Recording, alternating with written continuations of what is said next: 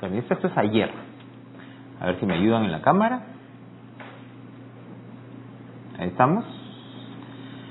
Vemos ayer elementos, al parecer, pues, de apariencia, ¿no?, etnocaceristas, marchando ayer. Esto, ministra, es en la misma ciudad de en Coca Chacra. En Coca Chacra. No, acá tenemos otra toma. Y tenemos acá una tercera secuencia gráfica que sí, esto sí es hace algunos días a propósito, pues, de toda la controversia, ¿no?, con el papel, pues, de la policía. Lo que vemos aquí es una pobre mujer, no sabemos las circunstancias, quejándose, pues, del grado de conflicto, ¿no?, al que se está llegando. Y vemos, pues, como el policía en este caso la consuela.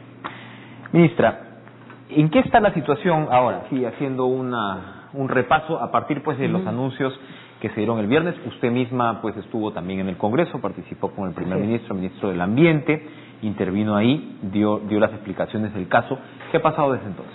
Bueno, no obstante esas marchas que acaba de enseñar, los días de sábado y domingo han sido unos días relativamente tranquilos, calmados, no se han registrado actos de violencia en sí, y lo que estamos esperando es hoy día que la gobernadora ya está de nuevo en Arequipa, pueda designar interlocutores para sentarnos nuevamente a la mesa de desarrollo y a poder trabajar con ellos. Ahora, la que va a designar los interlocutores sería la gobernadora. Es la persona más indicada, conoce quiénes son las personas de la zona, y creo que el diálogo tiene que ser abierto a mucho más personas, porque en principio se había circunscrito el diálogo a estos dirigentes y alcaldes que hemos visto tenían otro tipo de intereses. Entonces, si bien es cierto que hay que reanudar el diálogo, no va a tener que ser solamente con esas personas, ¿no? Ahora, claro, efectivamente, pues hemos visto la situación de Pepe Julio Gutiérrez, que ya está bajo prisión. Hay un tema, pues, de validar, autenticar el audio, pero son pocas las dudas, en realidad, las que nos queda, pues, al respecto. Su propio partido, jefe político, digamos, ¿no?, Marco Arana, ha dicho que no queda duda sobre su voz, y bueno, siempre se dice, pues, que se trucan los audios, pero yo no he escuchado que el señor Gutiérrez diga, me han trucado, yo no he dicho esto en ningún momento. El señor Jesús Cornejo está con problemas también, porque precisamente lo que nos dicen es que él encabezó la agresión contra esta mujer que ha sido asistida por el Ministerio de la propia señora. Dice que él estaba en una moto, pasó, la vio, ella estaba hablando por teléfono. Ella al parecer trabaja con Sauder, de alguna manera. Pareciera. Pero más allá de que si trabaje o no trabaje, el tema es que viene él con una moto, la señala, viene una turba, literalmente casi la secuestra, diríamos, en ese momento, la desnuda y luego le corta el pelo, la deja, y solamente por... ¿Fuente ovejuna es esto? Sí, un fuente ovejuna. ¿Y cuál es en todo caso el delito de la señora? Trabajar para la empresa, no hay nada más que la... Recordemos que Cornejo es jefe de la Junta de Usuarios de Regantes, es decir, es con Gutiérrez, Cornejo, y el otro, por supuesto, es el alcalde de Valdivia, ¿no? Son de la Cruz. Exactos, ¿no? Ahora, el tema es el que se salva hasta ahora, a pesar de haber sido mencionado en el audio. Así es, y si bien es cierto que se salva en términos condicionales, porque si usted recordará, él fue en un momento tomado preso por la policía, y en una audiencia se determinó, no se determinó su inocencia, sino se determinó solamente una se le dio una orden de comparecencia. Entonces es una persona que está siendo investigado con estos hechos. Entiendo que se ampliará la denuncia correspondiente, y espero que en este caso del Poder Judicial y la juez ya no determinen una orden de comparecencia. Es un hombre peligroso en la calle. Muy bien. Ahora, usted no hace mucho en el cargo, le ha tocado, pues, afrontar de alguna manera esta ingrata situación, y si bien no es la que en buena medida ha cuestionado la pertinencia de continuar con estos interlocutores, también de alguna manera lo que hemos visto es que, si se quiere, ha endurecido su discurso con la propia empresa. ¿Usted está también demandando un papel más activo, que la empresa asuma sus responsabilidades, o me equivoco? No, es correcto lo que usted dice, porque yo creo que este es un tema en donde la responsabilidad no es del Estado únicamente. Creo que también hay un rol importante que tenemos que jugar, y eso es lo que estamos haciendo. Pero aquí la gran responsable de que esta situación haya escalado a estos niveles es la empresa, pues. ¿Cómo? Usted ya, digamos, ha estado... ¿Cuántas veces dijo precisamente Pulgar Vivaldi? Dijo que usted ha estado 6 o 7 veces. Por lo menos 6 veces, sí. Entonces ya me imagino que tiene clara la secuencia de cómo esto se ha ido deteriorando. Sí. A mí lo que me llama la atención es que, claro, dicen, ya sabemos que el primer estudio de impacto ambiental contenía los errores que contenía, es un gran problema, porque me imagino que genera una gran desconfianza, ¿no? Porque ahora habrá pobladores, independientemente de los violentistas, ¿no? Habrá pobladores que digan, a mí qué me importa, qué estudio, qué papelito me pueden traer diciendo que van a desalinizar, ¿no? O el tema de la represa, si al principio la intención pues era otra, ¿no? Pero por otro lado de ahí uno ve, hay como una suerte de Big Bang, ya más reciente, ¿no? Que es la aprobación del estudio de impacto ambiental en términos de la licencia social, ¿no? Cuando se dice, pues, que había mucho más policías que pobladores, ¿no? Y de alguna manera esto se hizo por cumplir el trámite, por forzar, ¿de acuerdo? ¿Usted cree que fue así al momento de trabajar ya la aprobación del segundo estudio de impacto ambiental fue demasiado ligero por parte de la empresa también? Bueno, como usted lo ha dicho, yo no he estado en esa época, no podría dar fe de lo que sucedió, pero lo que es claro es que la empresa cumplió con lo que manda la norma. O sea, desde el punto de vista jurídico, su estudio de impacto ambiental ha sido aprobado totalmente de acuerdo a ley. Pero yo creo que más allá de que se haya cumplido con toda la formalidad, con los talleres, con la audiencia, en este caso, sobre todo, en este caso concreto, donde tenía estos antecedentes de desaprobación del estudio anterior, etcétera, la empresa había que, desde mi punto de vista debía ir más allá que cumplir la ley. Más allá que cumplir solamente la ley. Aquí lo que tenía que hacer era llegar a las poblaciones, convencerlas de que había cambiado el estudio y su actitud, y de alguna manera lo que he dicho en otros medios es convertirle en su socio estratégico. O sea, decirles, oye, primero que nada, tú vas a seguir haciendo tu trabajo, tu agricultura, y esto no le afecta en absoluto por estas y estas otras razones. ¿Qué traigo en todo caso yo como empresa? Aparte de mi deseo de desarrollar estos trabajos de minería, traigo posibilidades de trabajo para ti o para otras personas de tu zona, porque no todo el mundo se dedica tampoco a la agricultura. Claro. Traigo prosperidad, ¿por qué? Porque esta inversión, que ya de suyo es alta, que son alrededor de 1.400 millones de dólares, va a traer un canon del orden de los 90 millones que redunda justamente en favor de la zona. O sea, socializar el tema va a traer, con ese producto de ese canon también, puede traer educación, salud, etcétera. Todos los beneficios que implica una actividad nueva.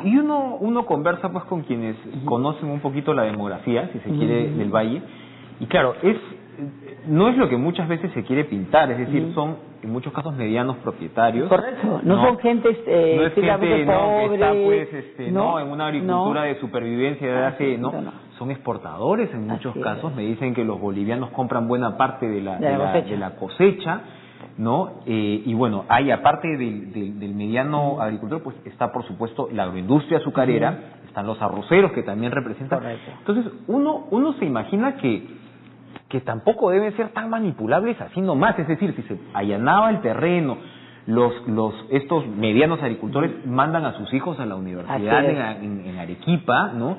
Entonces digamos que a la empresa le ha faltado muñeca, uno tiende a pensar, ¿no? No, definitivamente, yo creo que eso es un hecho innegable por parte de ellos mismos, ¿no? O sea, es decir, como usted dice, se podía influir pues en en un contexto social, ¿no? Que iba más allá pues sencillamente de lo que podía y que no es un trabajo tampoco de 2 días, ¿no? Es un trabajo, yo diría, de largo aliento, en donde con calma se va socializando el proyecto y al final la gente viene de muy buena voluntad además a darle el visto, ¿no? Ustedes el diálogo de alguna manera lo han tenido secuestrados estos interlocutores que ahora están cuestionados, es decir, cuando ustedes se sentaban con era con ellos que de alguna manera se apropiaban de esa capacidad.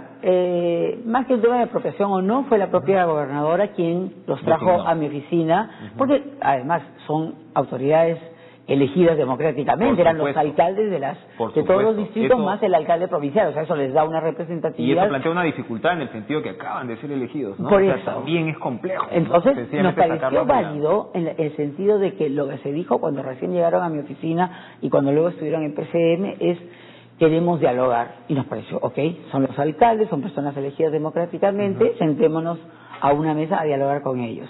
El tema es que cuando en la mesa se les plantea y se les dice: el estudio de impacto ambiental es correcto, está aprobado, y lo que vamos a hacer en todo caso en esa mesa es poder satisfacer todas sus dudas y sus preocupaciones. Esto que yo le digo que debió haber hecho la empresa originalmente, bueno, no lo había hecho, el Estado lo iba a explicar, y ahí es donde eso se ve un poco, diríamos, casi a posteriori, no queremos diálogo, no queremos hablar.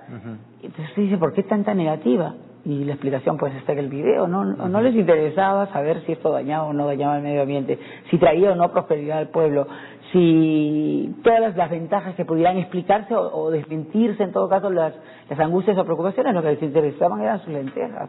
El pueblo no les interesa nada. Ahora, se ha denunciado, por ejemplo, la presencia de otros actores como esta organización Los Amigos del Valle del Tambo, que se dice que son muy cercanos, que son en realidad pues una especie de brazo social de la Southern. Se abrió mucho la cancha, ellos qué papel cumplieron. No, yo recuerdo que cuando fuimos a Mejía justamente a instalar la mesa de desarrollo, en un momento se acercó un señor, entiendo que debe ser la organización que dirige un señor Lechea, recuerdo que se acercó a nosotros sí queremos. Y le dije, perfecto, o sea, nosotros escucharíamos a todos, porque aquí no hay tampoco por qué escuchar solamente a un grupo. Pero de ahí en algún evento que estuve yo, hará un par de meses organizado por UNOPS, justamente sobre ese tema de diálogos, estuvo esta gente, habían venido, ya se había iniciado el paro, se acercaron de nuevo a decir nosotros sí queremos. Eso demuestra cómo existe población que quiere el proyecto, otros que no lo quieren, y lo importante aquí es que todos nos sentemos a la mesa y no es que si quiero o no quiero, es el proyecto en sí. ¿Es bueno? Sí. ¿Causa daño? No. Y eso se socialice. ¿Cómo replantear el diálogo? Es decir, ¿a quién sentar en la mesa ahora y cómo asegurar que ellos van a contar con la representatividad? Porque siempre estos problemas, yo me acuerdo siempre cuando se negociaba, por ejemplo, con cocaleros, ¿no? Con grupos, siempre regresar a las bases para que las bases validen todo. ¿Cómo hacer un diálogo lo suficientemente efectivo ahora? Bueno, yo decir que son las bases las que deben designar sus nuevos interlocutores, y que en este caso la gobernadora regional es la persona más indicada para definir si estas personas son las representativas, ¿no? Menuda tarea la que tiene entonces ella por ese lado. Bueno, es su labor, o sea, acá todos somos gobiernos, o sea, no podemos decir gobierno es gobierno central. Aquí hay un gobierno regional, hay gobiernos locales, y creo que ella, siendo la representante del gobierno regional, es la persona más indicada, ¿no? Ahora, aquí hay dos puntos. Por un lado está lo que ya comentábamos hace unos minutos, la desconfianza con la empresa misma, ¿no? Los opositores a la empresa dicen, ok, bueno, hay todo esto, muy bien, pero la Southern tiene tantos juicios en hilo, ¿no? Hay incluso, pues, hicieron una cautelar que la movieron a Lima, ¿no? Unas artimañas, o sea, que de alguna manera hay pasivos que no han sido satisfechos. ¿Eso va a tener que ver en los diálogos? Eso no tiene que ver en los diálogos porque no es materia de la discusión, o sea, lo que es cierto que carga con parte de ese, llamemos, pasado, ¿no? Pero, a ver, es como si usted y yo manejamos, ¿no? Y nos pasamos eventualmente algún día una luz roja. Eso no nos descalifica para manejar eternamente, nos va a bajar a puntos, nos implicará una multa, pero eso no nos descalifica absolutamente para realizar la actividad. Entonces aquí ese es un tema que va en cuerda separada y que tendrá su sanción si es que son procesos judiciales de la vía judicial. Eso por el lado de la empresa. Por el lado del Estado, lo que los opositores pueden decir, ok, me puedes otra vez traer los papelitos que quieran, pero ¿qué me garantiza a mí que aquí pues va a haber un proceso de fiscalización y de acompañamiento del Estado lo suficientemente pues efectivo? Bueno, el Estado para eso tiene los órganos correspondientes. Usted sabe que existe la OEFA, que depende además del Ministerio del Ambiente, es un organismo técnico especializado y es quien le corresponde hacer la fiscalización. Por otro lado, ¿el ministro Poder Villar ha propuesto la instalación de una oficina, me parece? Sí, justamente el día de que estuvimos, vuelvo a repetir, en Mejía, fueron los pedidos que hicieron algunos pobladores y yo dije, no tengo ningún inconveniente, pongo una oficina descentralizada acá para que cualquier poblador a la primera que vea algo inadecuado pueda acudir, presentar su denuncia y avanzar con... ¿Usted puede tener contacto un poco más con actores distintos, digamos, a estos interlocutores que han quedado desprestigiados? De poder tener contacto, mis puertas siempre están abiertas para... Pero ha recibido un poquito, ha podido medir realmente el ambiente, porque también esto se trata de que si hay posibilidades, pues, ¿no? O si la resistencia es absoluta. A veces desde Lima no sabemos muy bien cómo... Lo que yo he podido percibir cuando he estado por allá no es un tema de resistencia, es un tema de mucho amedrentamiento y temor. Aquellos que estaban a favor del proyecto eran amedrentados, se acercaban a nosotros muchas veces cuando llegábamos y nos decían no nos dejan, cuando ya era fuera de la zona, no nos dejan salir inclusive para poder acercarnos a ustedes. Y lo que se les dijo en ese momento, bueno, son sus alcaldes, vamos a conversar con ellos, son los alcaldes elegidos. Pero que ya queda nuevamente, claro, es que en este momento esos señores alcaldes son los menos representativos. Son gente que ha abusado del poder en el poco tiempo que tienen. Aquí estamos hablando de 3 o 4 meses y ha utilizado ese poder para, de alguna manera, marginar a aquellos que estén en favor del proyecto y solamente, entre comillas, representar a los que se oponen. ¿Quiénes son los grupos humanos, los colectivos, digamos, que estarían?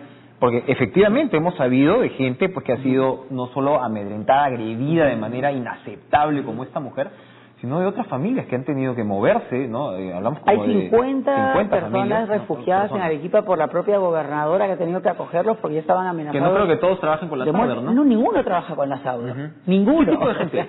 Es gente igual, comerciante, agricultor, pero que, en todo caso, no se ha dejado intimidar por esta mala información que han dado estos dirigentes. Han dicho, no, nosotros sí nos interesa, queremos seguir adelante, pues, claro, les rompieron las lunas. Uno se imagina, por ejemplo, que los comerciantes, ¿no? Deben estar más o menos a favor, es decir, porque acá estás hablando de una dinamización económica. Ahora, por otro lado, lo que ves es la violencia se ha realmente desatado cuando la cosa ha llegado más hacia el lado de Mollendo, ¿no? Donde pues es otra situación también la que se vive, es puerto, es una zona muy comercial, de repente más elementos marginales, ¿no? La gente de Mollendo, de Mejía, está totalmente, bueno, nunca va a haber una totalidad, pero mayoritariamente a favor de este proyecto. Esta gente sí está a favor. Sí, sí, por supuesto. Claro, pues, finalmente, ministra, ya destiamarizando este asunto, la preocupación con Tía María en realidad por parte de los agentes económicos es, bueno, ¿qué mensaje se le da con una cancelación de estas características, un proyecto tan grande?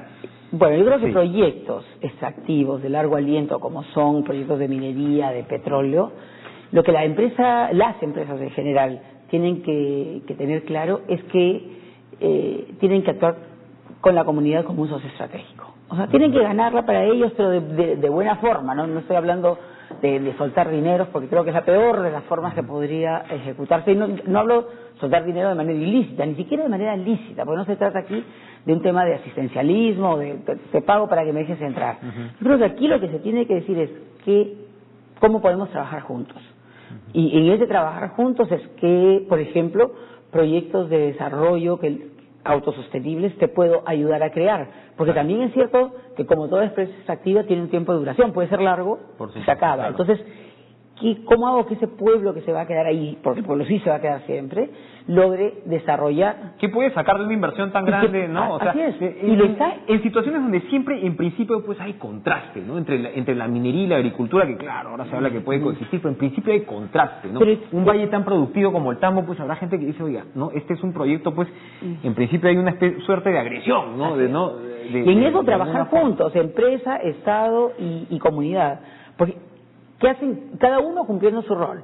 La empresa generando recursos que llegan al Estado, por el pago sea en su momento de regalías, de canon o lo que fuera. Luego el Estado lo entrega a la comunidad vía el canon y en este caso la comunidad desarrolla sobre esa base. El Estado además no solamente entrega para canon, o sea, también el Estado con esto tiene recursos suficientes para generar educación, salud, saneamiento, que es lo que esos pueblos necesitan. Y por último hay la figura también del impuestos, obras por impuestos. Obras por impuestos. Y eso usted lo ve ya en otras zonas. O sea, yo lo he visto, por ejemplo, para ponerle un ejemplo, en el Callejón de Huaylas, ¿no? Usted tiene el caso de la empresa Antamina, que está, y mire cómo hay poblaciones que se benefician no solamente en la zona de influencia directa. Antamina está a la altura de Conococha, o sea, la sierra, y trae el material por un mineroducto que llega al puerto de Guarmey. Y yo tuve la oportunidad, a cuestión de 6 meses, cuando estaba en Senace, justamente capacitando al personal, y en este caso, este mineroducto, como le digo, llega a Guarmey y desemboca hacia el puerto, y era un desierto, y en el desierto han generado un bosque.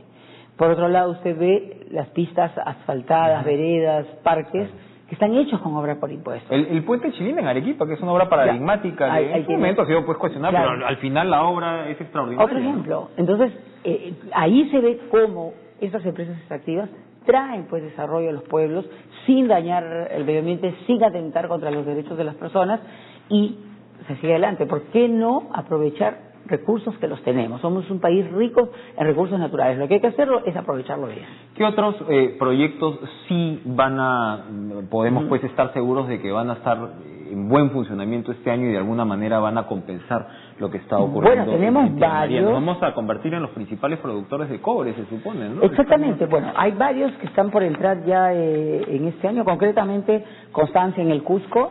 Ya en realidad está en periodo de pruebas, o sea, le faltan un mes o mes y medio para que comience. Tenemos la ampliación de Cerro Verde en Arequipa. Sí. Tenemos Las Bambas en Apurímac, que es una gran inversión y ese es un tema en donde que viene también de muchos años y que se ha trabajado la licencia social largamente, ¿no? Muy bueno con la ¿No se acuerda de cómo Alejandro Toledo hablaba de Las Bambas? Imagínese todo el tiempo que ha tenido que pasar para realmente pues asentar un proyecto y si no se toma como tal, pues así es. ¿no? Viene la ampliación de Toquepala y bueno, Toromocho, ¿cómo está? Porque claro, había mucha expectativa con Toromocho, pero ahí pues el nivel de productividad no fue el esperado en un inicio. Toromocho está avanzando, lo que sucede es que todavía les falta justamente desarrollar un tema técnico para el manejo de los productos ahí, pero hemos estado en conversaciones justamente la vez pasada vino el representante de la empresa desde China y sí, nos han dicho que siguen adelante con este desarrollo de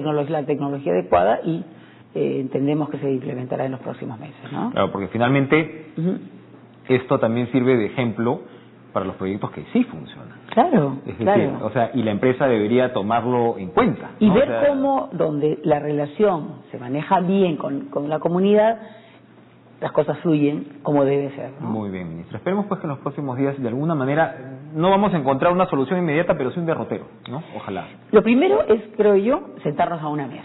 En la medida que tengamos la voluntad, nos sentemos en la mesa y estemos dispuestos a dialogar, yo creo que vamos a llegar a un entendimiento. Muy bien. Gracias por su presencia esta mañana. Estamos en contacto.